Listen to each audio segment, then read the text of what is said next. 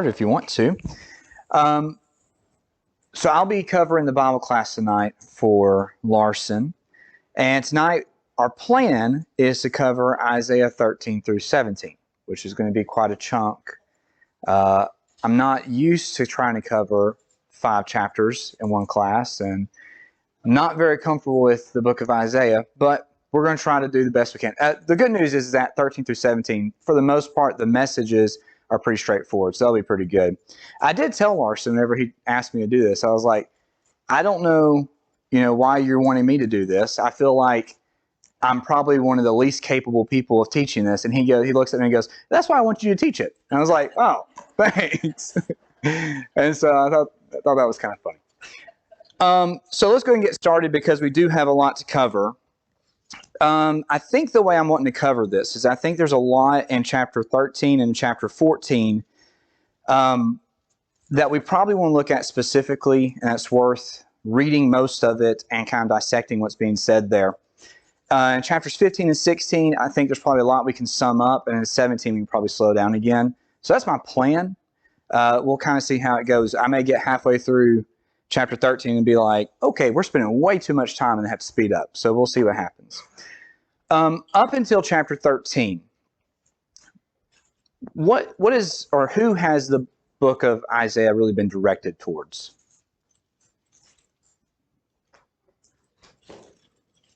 For the most part, at least. Yeah, like Israel, right? Israel, Judah, those who are supposed to be God's people.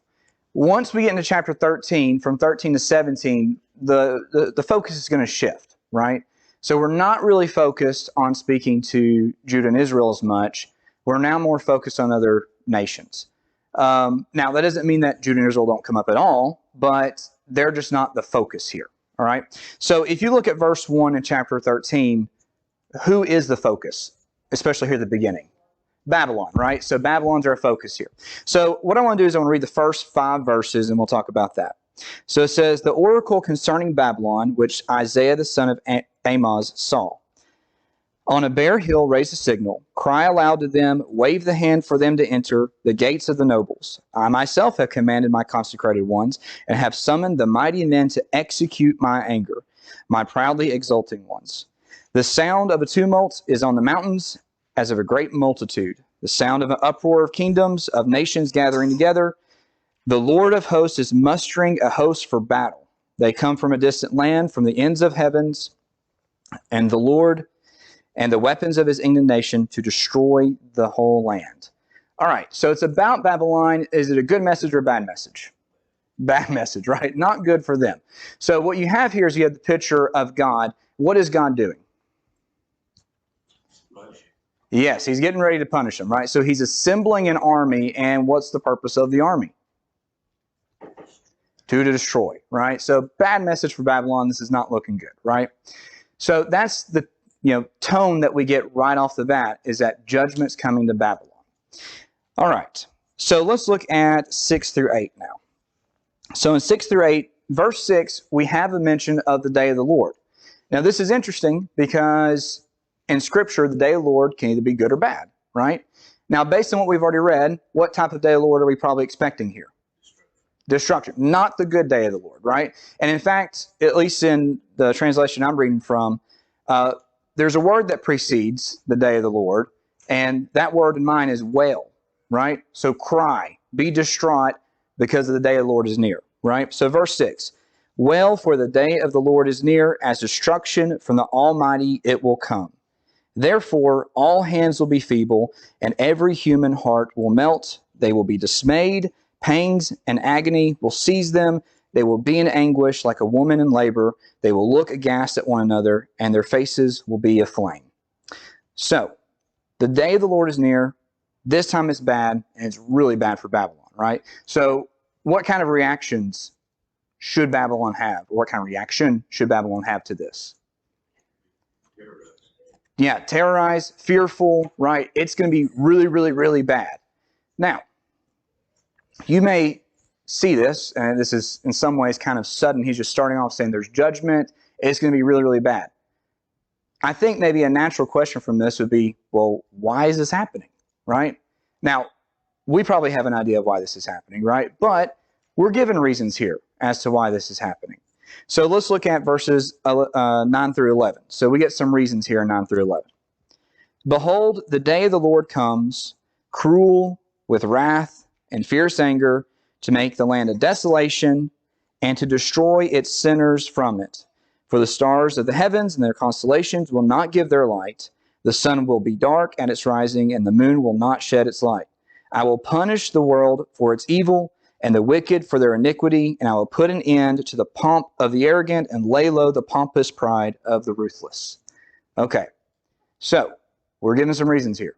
Why is the day of the Lord coming? Why is this bad day of the Lord coming? They're arrogant, right?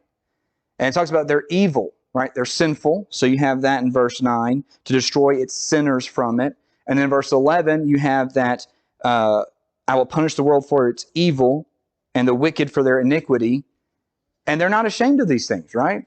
They do these evil things. They treat people horribly, both outside, right? Outside of their nation and inside their nation. And they're not ashamed of this. They're arrogant. They're proud. They think no one can touch them. And so the day of the Lord is coming, right? This punishment is coming. They're not going to escape it. All right. I think this is probably, if y'all have any comments, a good time to make a comment before we kind of get into some specifics here. You have anything you want to bring up on that? Okay. So let's look in verse 12. So in verse 12, we're going to start seeing some of the, I think, more specific results of this. So what's going to happen in verse 12? It says, I will make the people more rare than fine gold, and mankind than the gold of Ophir.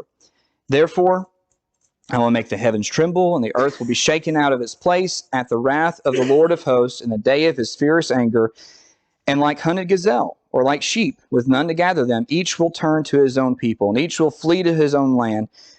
Whoever is found will be thrust through, and whoever is caught will fall by the sword.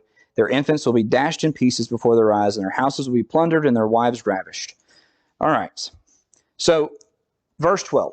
What's going to happen to the people? They're going to be slaughtered, right? So starting in verse 12, it says they're going to be rare. And the reason they're rare is because they're being slaughtered, right? And then what you have is kind of interesting language here. The second half of verse 14, each will turn to his own people, and each will flee to his own land. So maybe the idea here is, Babylon was obviously very powerful, but they also had a lot of people coming to Babylon, right? And what you have here is when this destruction comes, is that all those people, they scatter back out, right? We're getting out of Babylon. This is where the destruction's at. We're going to go back, right? Each back to our own land. And then what's going to happen if people find out who they are and where they're from?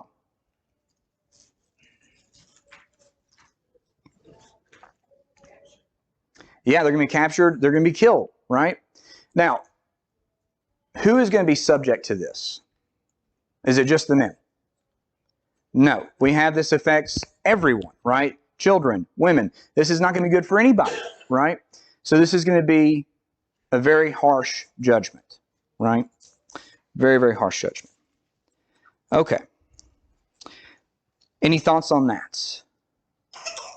Was this saying that some of them did get away, the ones that don't know that some probably did that weren't? Yeah, so I think some of them do get away, right? They scatter, right? But I think the idea is that there's no guaranteed safety, right? Yeah. Okay.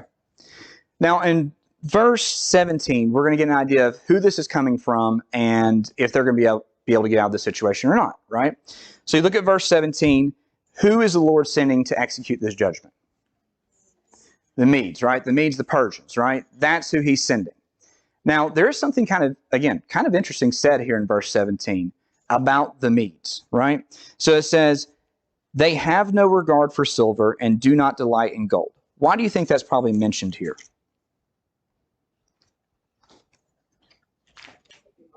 They can't be bought off, right? So Babylon, wealthy, powerful. You have the Medes coming in. It's like, well, if you leave us alone, we'll give you money. It's like, is that going to work? Not going to work, right? That's not their interest. Their interest isn't in money. Their interest is in destroying you and breaking you. You look at verse 18. Their bows will slaughter the young men. They will have no mercy on the fruit of the womb. Their eyes will not pity children. And Babylon, the glory of kingdoms, the splendor and pomp of the Chaldeans, will be like Sodom and Gomorrah when God overthrew them. All right, so the Medes are coming. They can't be bought off. They're coming to destroy you. And you have Babylon, who looks really powerful. They look great. They're like the beacon of all kingdoms, right? What's going to happen to them? Who are they going to be made like? All right, do we know anything about that? What do we know about Sodom and Gomorrah? Yes. So they were evil and they were destroyed. Now, how destroyed were they? Completely, right? So how much hope do we have for Babylon right now?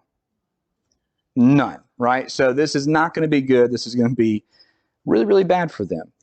And like you said, or like we just read, in verse 18, their eyes will not pity children, right? I mean, it's going to be anyone's fair game to be killed here, to be destroyed here. So, building off the idea of Sodom and Gomorrah, verse 20, it will never be inhabited or lived in for all generations. No Arab will pitch his tent there. No shepherds will make their flocks lie down there. But, so it's going to be desolated. People are going to scatter. No one's going to be living there. But, in verse 20, wild animals will lie down there, and their houses will be full of howling creatures. Their ostriches will dwell, and their wild goats will dance. Hyenas will cry in its towers, and jackals in the pleasant palaces. Its time is close at hand, and its days will not be prolonged. All right, so you have this great kingdom going to be made like Sodom and Gomorrah. Is it going to be fit for people anymore? What is it fit for? Wild animals, right? So, again, not going to be good. It's not inhabitable anymore, right? Everything's going to be destroyed. Any thoughts on chapter 13? So chapter 13 kind of sums up the type of destruction that's coming on Babylon, right? Why it's coming on Babylon.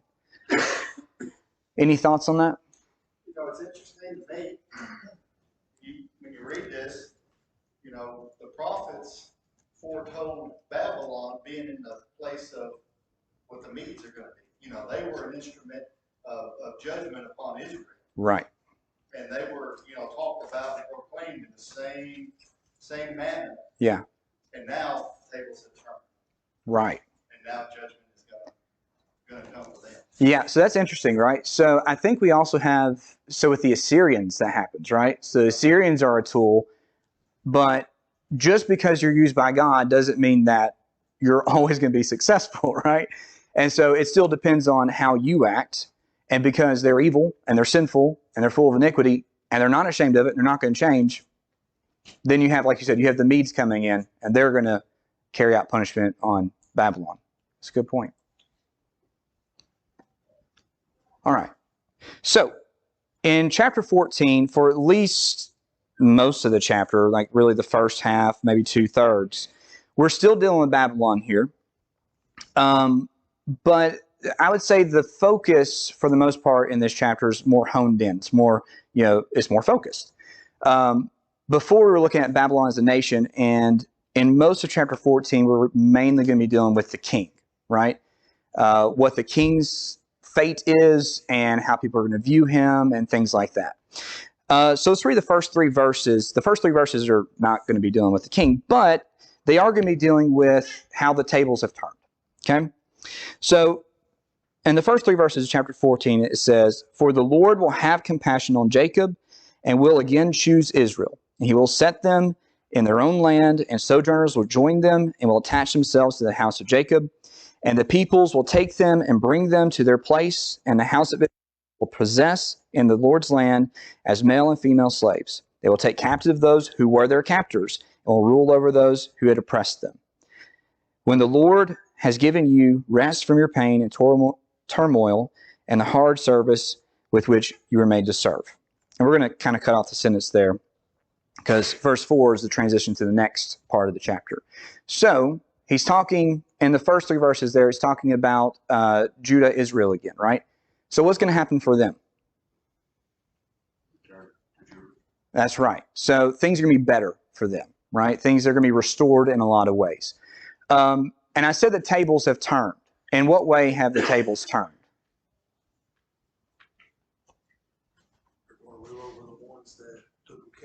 That's right. So they were the captives, and then they're going to be free again, right? They're going to be captors in a way. Okay. Any thoughts on that, first 3 verses? So we have judgment on Babylon, harsh judgment, but he does feel the need to take a moment to talk about still Judah and Israel, what's going to happen with them. And God's going to take care of them. All right. So verse 4. What are we going to start with in verse 4? What does it say?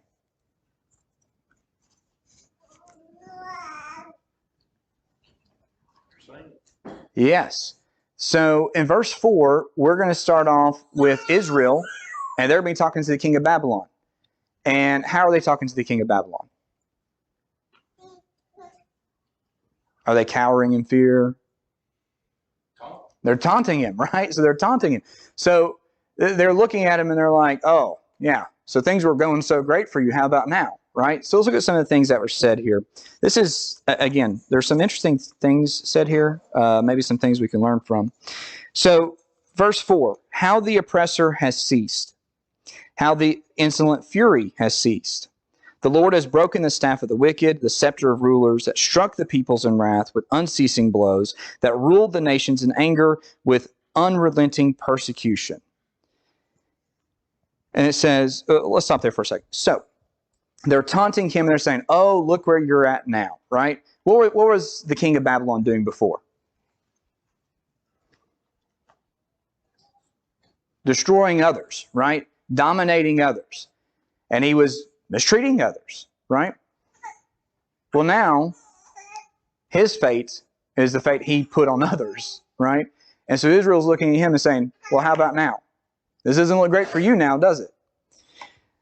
Let's keep reading. So it says, the whole earth, verse 7, the whole earth is at rest and quiet, and they break forth into singing. The cypresses rejoice at you, and the cedars of Lebanon saying, since you were laid low, no woodcutter comes up against us. How does the world feel about this? Are they distraught about Babylon? No. Yeah, they're rejoicing, right? They're happy about this too, because this dominating power that was destroying everyone else, dominating everybody else, they've been laid low, right? And the king of Babylon has been laid low. And so we don't have them, mournful. They're happy. They're rejoicing. They're singing. And you have the peoples, and you also have here, nature, right, is happy about this too. So the cypresses of Lebanon, right? Even they're happy, right? So people, nations, and the land is happy about this. Now, verse 9, we're going to start getting into some language I think is, again, I keep saying things are interesting, but it is interesting. So it says, Sheol beneath is stirred up to meet you when you come. So the idea here is that, death is excited about this, right? So King of Babylon's going to die, and death is like, oh, yeah, come on. I'm going to meet you. I'll meet you halfway, right? So come down here. It rouses the shades to greet you, all who were leaders of the earth. It raises their thrones, all who were kings of the nations. So we're talking about these kings of past, right? And probably we're talking about the kings that the king of Babylon had defeated. And it says, and all of them will answer you, verse 10. All of them will answer and say to you, you too have become weak as we, and you have become like us. Your pomp is brought down to Sheol, and the sound of your harps. Maggots are laid as a bed beneath you, and worms are your covers, right? So these kings, are they offering comfort to the king of Babylon? Nope. They're happy he's there too, right? They're looking at this and they're saying, look how low you've been brought. Look how weak you are. You're as weak as we are, right? You thought we were weak when you took over us, but look at where you're at now. You're the same as us now. Any thoughts on that? Through verse 11. All right. So let's look at verse 12. So there's going to be a section here, really 12 through, maybe through 20. But in verse 12, mine says, how you are fallen from heaven, O day star, son of dawn. Does anybody say anything different? Lucifer, right? Okay, so verse 12 here is one that I know I've heard people talk about before, because when we use the word Lucifer, what do we normally think of? The devil, right? So when they look at verse 12 here, they usually say, okay, this is starting to talk about the devil and about the origin of the devil, okay? Maybe there's a double meaning here. I don't know. But what I do know is that in context of what we're talking about, who are we still probably talking about? King of Babylon, right? And so when we're going through this next section, I would say, at least for the sake of context, we need to think about this as the king of Babylon, right? Now, look at some of the things it says. How you are cut down to the ground, you who laid the nations low, right? You were so powerful, now you're cut down. You said in your heart, I will ascend to heaven above the stars of God. I will set my throne on high, and I will sit on the mount of assembly in the far reaches of the north. I will ascend both the heights of the clouds. I will make myself like the Most High. So you have these aspirations, right? You're like, I'm going to be so great. And was Babylon great? Yeah, physically, right? I mean, like, things look to be going great. But where's he going to end up? Right. So you look at the next verse, but you are brought down to Sheol, to the far reaches of the pit, right?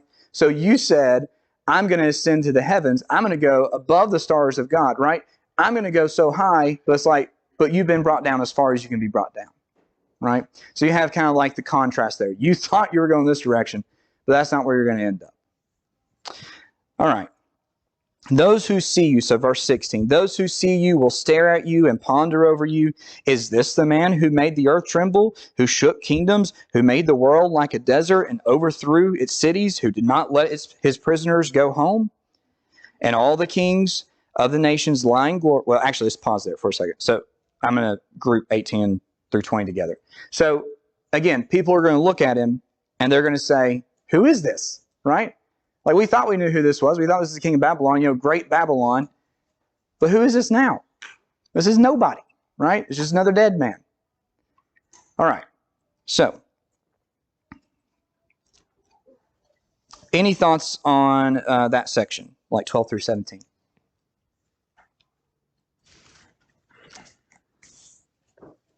All right.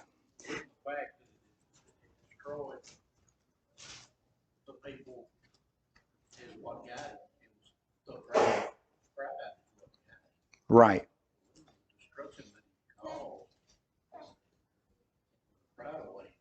Yeah.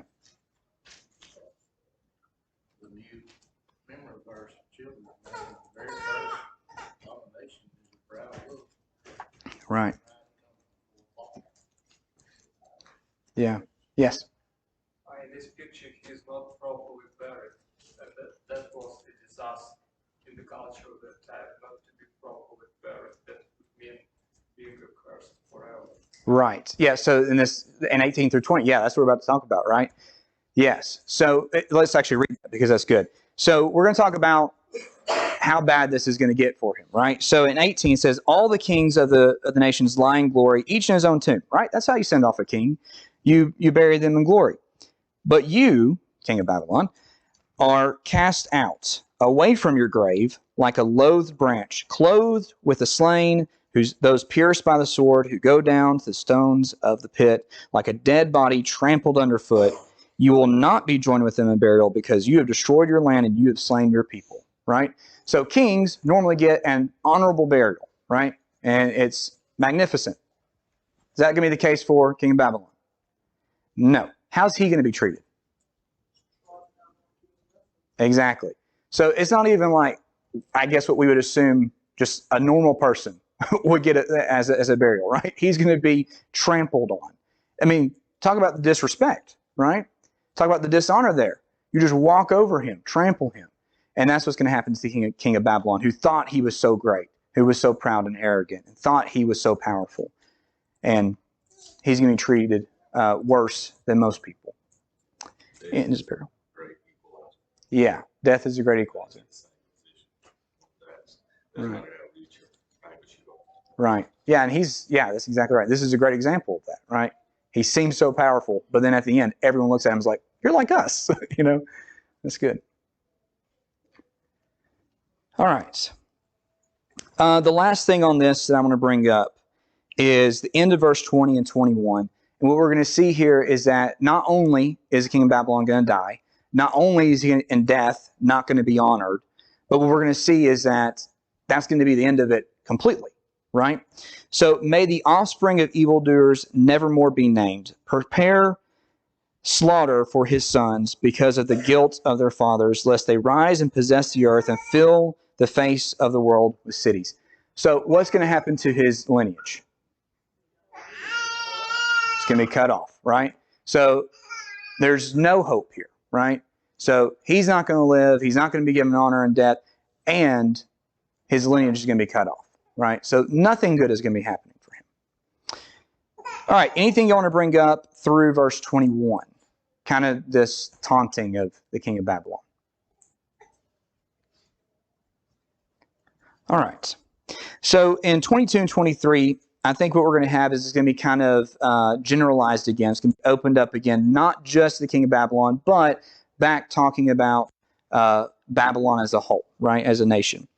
So in verse 22, it says, I will rise up against them, declares the Lord of hosts, and will cut off from Babylon name and remnant, descendants and posterity, declares the Lord. And I will make it a possession of the hedgehog and pools of water, and I will sweep it with the broom of destruction, declares the Lord of hosts. So again, we're talking about Babylon as a whole, and they're going to share the fate of their king, right?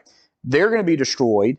What hope do they have as far as, well, not that there are no survivors at all, but do their descendants have anything to look forward to here?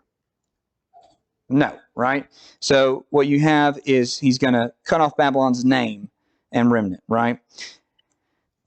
And we have that, again, we have the idea that we'll make it a possession of, and mine says the hedgehog, right? And so I think some may say something different.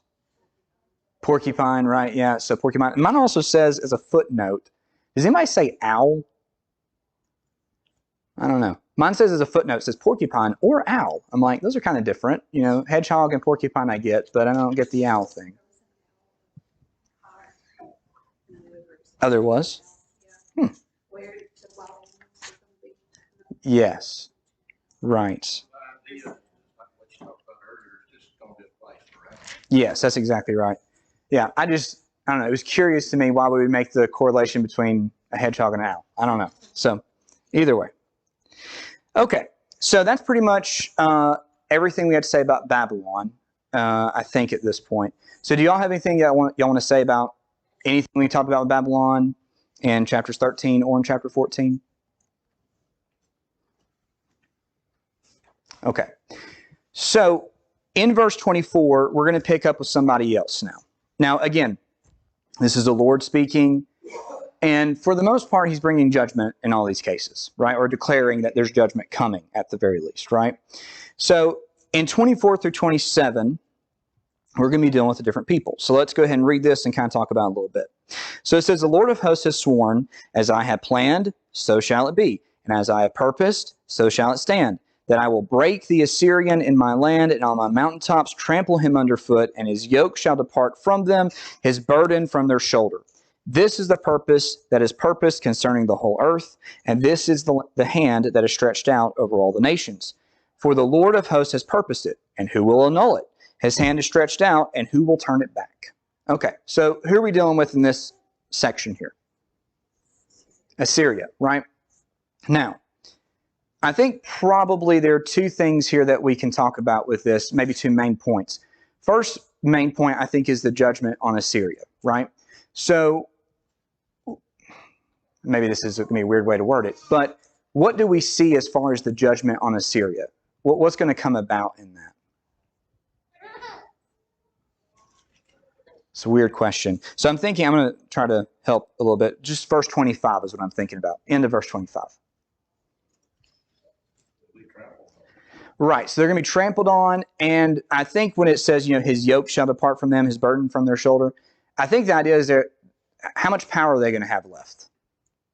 They're not going to have power left, right? So they're going to be broken, their power is going to be broken, right? So beginning of verse 25, I will break the Assyrian in my land.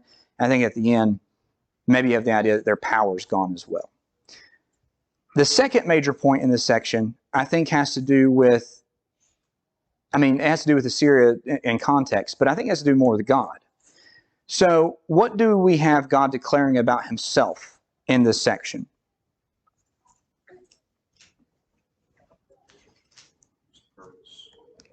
Right. If he has a purpose, what's going to happen?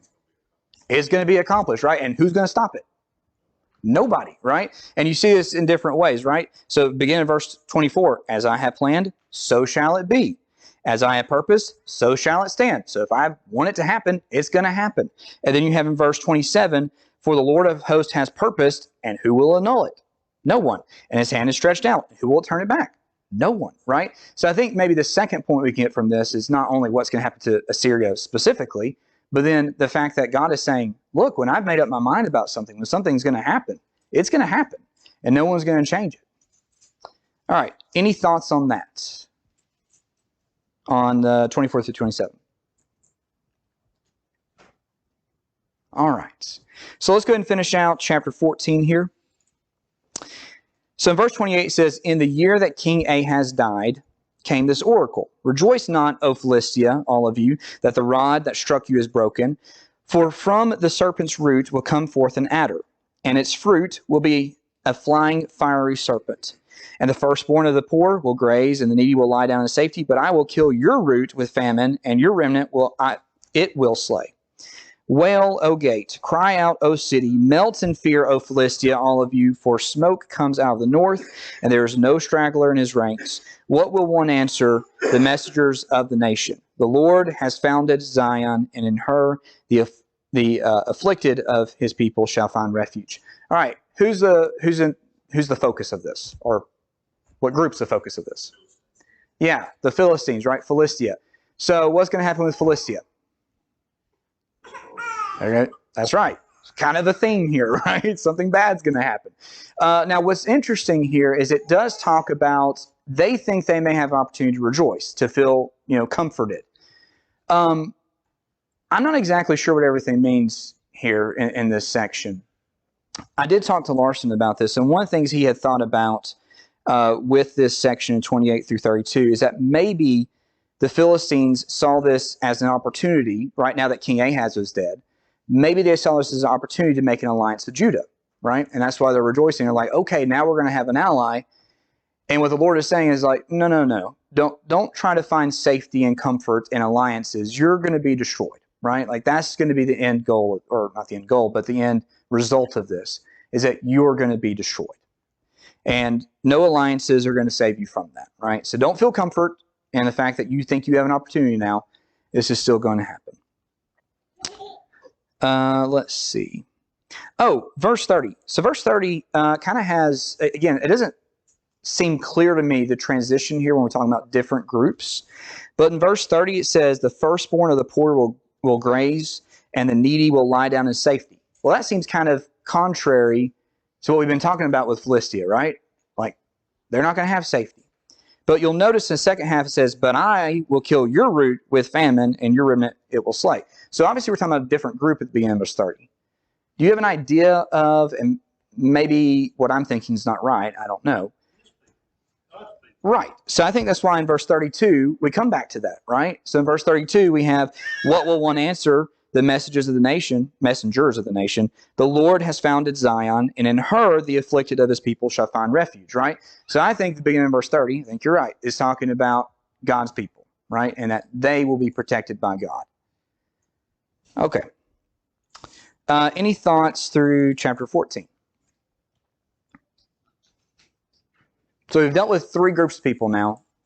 Babylon, we've dealt with Assyria, we've dealt with Philistia. Chapters 15 and 16. We're going to start talking about a different group of people. I'm going to read the first, there's a lot I'm going to sum up in 15. And the reason I'm going to sum up a lot in 15 is because I think there's a lot of repetitions, and I think there's a lot of repetitions on purpose. And so I'll point out the types of repetitions there are, but we're probably just not going to read all of it out loud. Okay, so I'm going to read the first couple of verses because I think if we read those, we'll get a pretty good idea of what the rest of it's about. So, an oracle concerning Moab. So, who's this about? Moab, right? So, we've talked about Babylon, Assyria, Philistia, now Moab. Because Ar of Moab is laid waste in night, Moab is undone. Because Kir of Moab is laid waste in a night, Moab is undone. He has gone up to the temple and to Dibon, to the high places to weep over Nebo and over Medeba. Moab wails, and on every head is baldness, every beard is shorn. Okay, so I think this is kind of a good sum up for what the chapter as a whole is like. What we're going to have is we're going to have a lot of mentions specifically, and it's kind of weird because we don't really have this with the other ones, but we have Moab's name mentioned a lot here. So I tried to count these things up, and I don't know if I got the number right, and it may be different in different translations, but I think Moab is mentioned 9 times, which again is interesting because even when you're thinking about Babylon, we spent like 2 chapters on Babylon, and definitely wasn't mentioned 9 times, right? And so it's kind of interesting that Moab specifically is mentioned 9 times. Also, we have about, I think, 15 locations mentioned here throughout the chapter.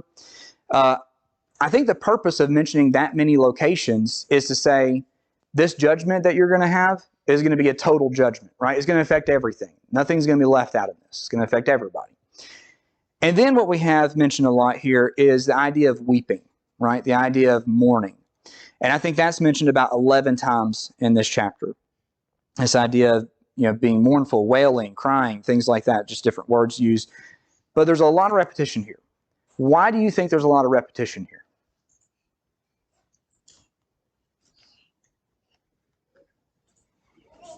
Emphasis, right? I mean, why would you repeat yourself to somebody?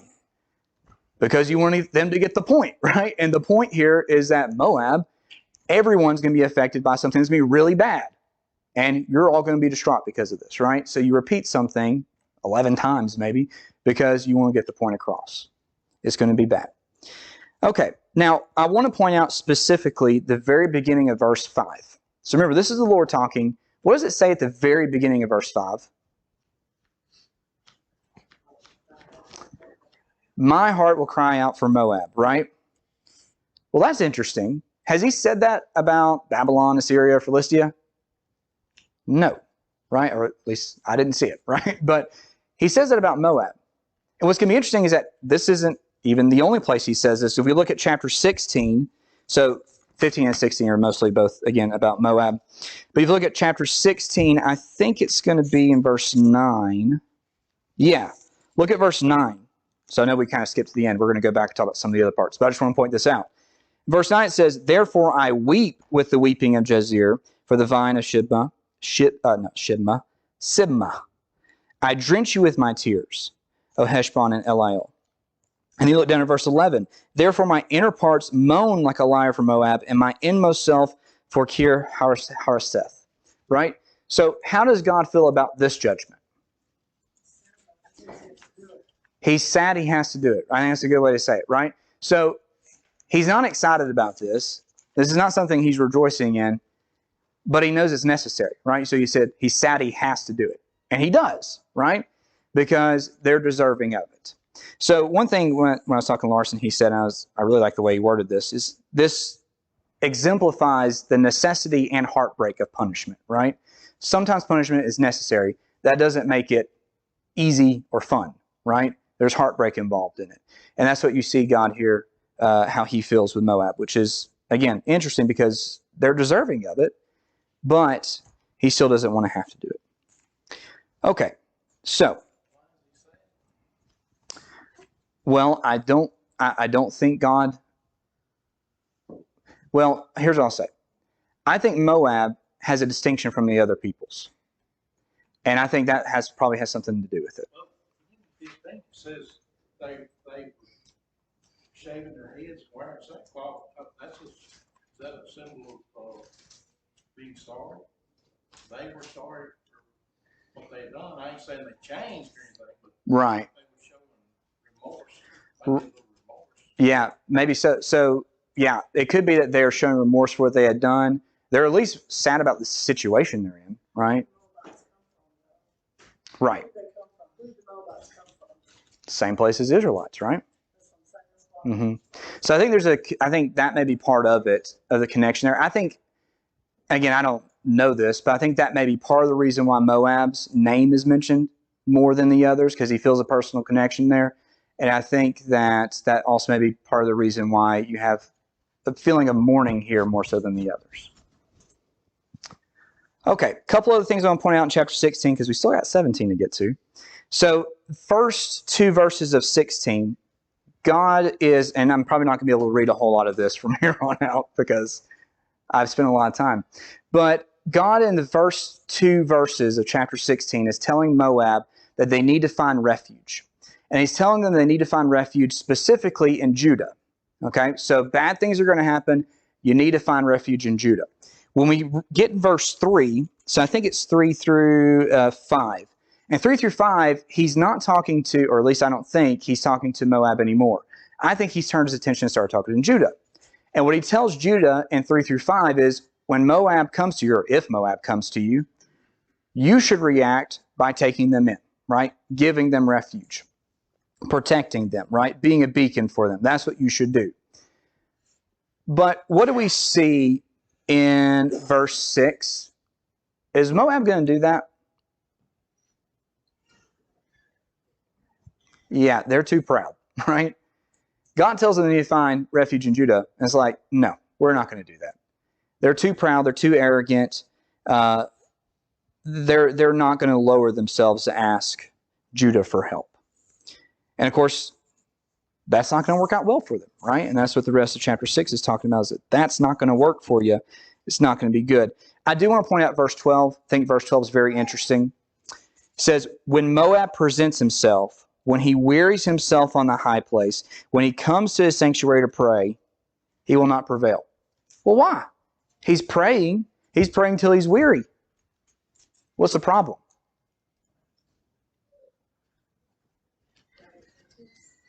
Yeah, well, who's he praying to? Is it to God? Yeah, it's not to God, right? They're sad and they're trying to make changes in some ways, but not to God, right? So they're not sorrowful to God, and that's the problem, right? So their prayers won't prevail, even though they're wearying themselves in prayers, because it's not the right kind of thing. Also, most of Judah, I think it was Lot's family. Say what? Lot's family. Lot's family? Yes. Wait, what? Most of Judah said that the Moabites came from Lot's family. Mm-hmm. Right. We were starting to say that it was of the Israelites, it was from Lot, the lineage came from Lot's family. Right, yeah. So, yes. That's what I was saying. Yes. Because there's that connection there. All right, now 13 and 14, the only thing I'm going to point out about that is that 13 says that what we just talked about Moab, that was in the past. What God says now in verse 14 is that these things are going to happen soon, right? So they've been told these things in the past, now they're about to happen. Okay, I've got 3 minutes to cover chapter 17, no problem. Okay, so how am I going to sum this up? All right, 17, beginning of 17, we're dealing with Damascus, all right? What we see with judgment on Damascus, so with this city, is that it will be in ruins, but their fate, so this is going to be the end of verse 3, says the remnant of Syria will be like the glory of the children of Israel. Does that sound good? Kind of, right? Until you read the beginning of verse 4, it says, and in that day the glory of Jacob will be brought low, right? So it sounds good. It's like, oh, the remnant's going to be like the glory of children of Israel. Oh, great. Yeah, and they're going to be brought low. It's like, well, that's not good anymore, right? So not a good thing for them. Their provisions are going to be scarce, right? There's not going to be much to go around. And in verse 7 and 8, I do want to read this, even though we don't have much time. These verses are good to look at. In that day, man will look to his Maker, his eyes will look on the Holy One of Israel, and he will not look to the altars, the works of his hands, and he will not look on what his own fingers have made, either the Asherim or the altars of incense. So when this has come, how are they going to react? Right, they're going to react the proper way. Like that's what we've been looking for the whole time, right? We've been looking for someone that would say, okay, I've done wrong, and I'm going to turn and do what's right. And that's what we have here. Now, what I'm going to look at next, and again, I'm just going to sum up here, just read a very quick verse. But it talks about this destruction is coming basically because they did the opposite of this, right? So verse 9 says this destruction is coming. These cities are going to be made desolate because, verse 10, you have forgotten the God of your salvation, right? So it's talking about if you remember him, things will get better. But because you haven't and because you've forgotten him, things are not going to be good, right? That's why this judgment's coming, because you have forgotten him. Okay, verses 12 through 14. What you have in 12 through 14 is you have these peoples gathering together. They're making a loud commotion. They sound powerful. But what you'll see is that in verse 13, it says, the nations roar like the roaring of many waters. But he, talking about God, will rebuke them, and they will flee far away, chased like chaff on the mountains before the wind and whirling dust before the storm. So these people sound so powerful. Their political alliances sound so great, right? They seem to have it all going on. But no matter how much they roar, when God comes along and rebukes them, what happens? They run away, right? He's going to win. So God's in control. So the last thing I'm going to say, because our time is out, is that I think probably the main message that we get from these chapters is we do get the message of this is what God wants these peoples to know. But I imagine God's people are hearing this as well. And what they needed to get from this is that they don't need to put their faith in the nations around them, right? They may think that these people have political power or, power over land or things like that. They don't have the power. God is the one that has the power. I think that's the point that's trying to be made here in these chapters. So we barely made it, and I had to summarize a lot at the end, but we kind of did it. All right. Thank you. Thanks for watching. If you found this video to be beneficial, please follow us on Facebook or subscribe to our YouTube channel. Feel free to share it with others that you feel like may benefit from it.